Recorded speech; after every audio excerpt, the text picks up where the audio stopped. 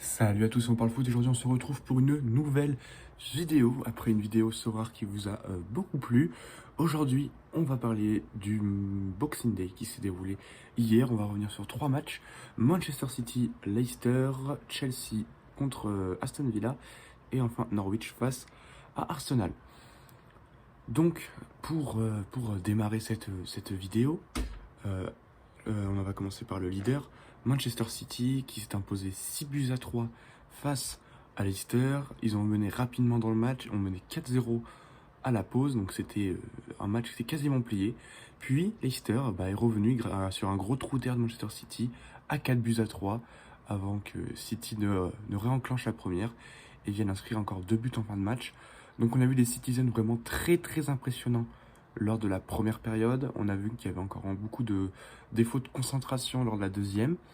Et toujours les problèmes dans le dos lors des phases de transition qui font défaut à cette équipe de City. Donc on l'a vu, et en plus contre Leicester, qui l'année passée les avait battus à City sur des contres, donc là c'était pareil. Et franchement, cette équipe de City, si pour la Ligue des Champions, si elle joue avec la même intensité tout un match que lors de la première mi-temps, elle risque de faire beaucoup de mal à un bon nombre d'équipes. Mais il lui reste quand même quelques défauts à corriger, rien n'est encore parfait. City accentue son avance sur Liverpool qui n'a pas joué ce week-end. Le troisième, c'est Chelsea, donc Chelsea qui se déplaçait sur la pelouse d'Aston Villa. On a vu des Blues de Chelsea en difficulté lors de la première période, surtout après l'ouverture du score d'Aston Villa sur un but contre son camp de Reece James. On a vu Chelsea concéder des occasions, surtout en contre où on sentait qu'il y avait une très très grande lenteur du côté de Chelsea. Mais Aston Villa réussissait aussi à faire pas mal de situations de jeu où ils avaient la possession. Ils obligeaient Chelsea à dégager le ballon. Et franchement, j'étais très surpris de voir ça de la part de Chelsea. Chelsea égalisait sur un penalty de Jorginho, je crois juste après l'ouverture du score. Ils faisaient pas un mauvais match, mais ils ont quand même été en difficulté. Et en seconde période, Lukaku est rentré à la place de Chalobah et ça a clairement fait la différence. Avoir un vrai numéro 9, ça apporte pour cette équipe de Chelsea. 10 minutes après, il a marqué le but du 2-1. Il a apporté, grâce à son physique, il a pu attirer les défenseurs, ce qui a permis aux autres attaquants, Mason Mount et Hudson Odoi, d'avoir plus d'espace pour pouvoir jouer. Et surtout qu'il a aussi créé le penalty en fin de match dans le temps additionnel que Jorginho a transformé. Aston Villa n'a pas du tout existé lors de la seconde période. Ils étaient vraiment dominés par cette équipe de Chelsea. Ils n'ont rien pu faire. On les sentait ils étaient à fond. Ils faisaient pas un mauvais match. Ils essayaient. Mais Chelsea était beaucoup trop fort. Maintenant, on peut passer au quatrième qui met la pression sur Chelsea maintenant depuis quelques temps. Quatrième victoire de suite pour Arsenal face à Norwich. Donc les Gunners se sont imposés grâce à leurs jeunes 5-0. Ça a été vraiment très très facile pour cette équipe d'Arsenal contre une des équipes relégables du championnat. On voit un jeu qui se met en place parfaitement. Ça commence à prendre forme. On l'a beaucoup critiqué, Arteta. Ça a demandé sa démission et maintenant il répond présent. Avec Saka toujours aussi fort, Lacazette, Martinelli qui a eu un but refusé, l'entrée en jeu de Smith Rowe, Odegaard. Bref, cette équipe a de quoi faire offensivement avant d'aller jouer cette semaine Wolverhampton plus Manchester City le 1er janvier. Donc on va avoir de très très beaux duels. Et pour revenir sur Arsenal dans ce match, ils ont vraiment très bien joué, le style de jeu était là. On retrouve une manière maintenant qu'on n'avait plus vu Arsenal depuis, je pense, au moins la période d'Arsène Wenger. Sous Emery, on n'a jamais vu cette tranquillité qu'a Arsenal. D'habitude, on les voyait toujours paniquer, se mettre tout seul un peu n'importe comment dans la merde, comme on peut dire.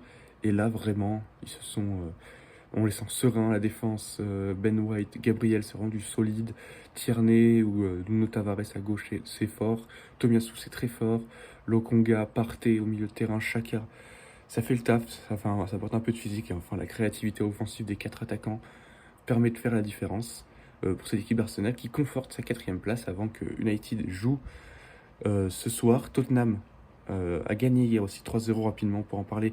Kane est rattrapé, je crois, j'ai pas envie de dire de bêtises, mais Michael Owen en termes de buts marqués lors du Boxing Day. Donc il a, je crois, atteint ou battu le record. Il a atteint les 13 buts, je crois. Donc c'est vraiment impressionnant de sa part. Son a aussi marqué un but. Vraiment, Tottenham revient très très fort aussi. Donc, on va avoir une belle course à l'Europe, une belle course à la Ligue des Champions entre Arsenal, Tottenham et Manchester United et West Ham aussi, qu'il ne faut pas oublier. Bref, on aura une très très belle course-poursuite. West Ham rapidement a perdu aussi contre Southampton à domicile après être revenu 2 fois au score.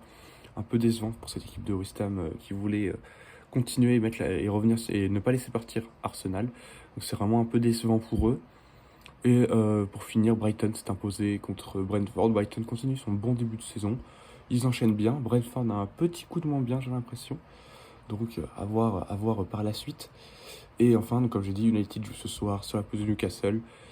Victoire normalement pour cette équipe de Manchester United contre les relégables, les derniers, si je dis pas de bêtises.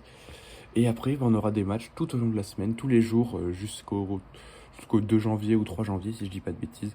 Donc on risque de voir pas mal de foot cette semaine, ce qui est vraiment très très intéressant. La Liga joue aussi ce week-end, donc tout est parfait pour ce qui concerne le football. Voilà, je pense qu'on va conclure cette vidéo ici. N'hésitez pas à la liker si elle vous a plu. N'hésitez pas à vous abonner si vous découvrez la chaîne.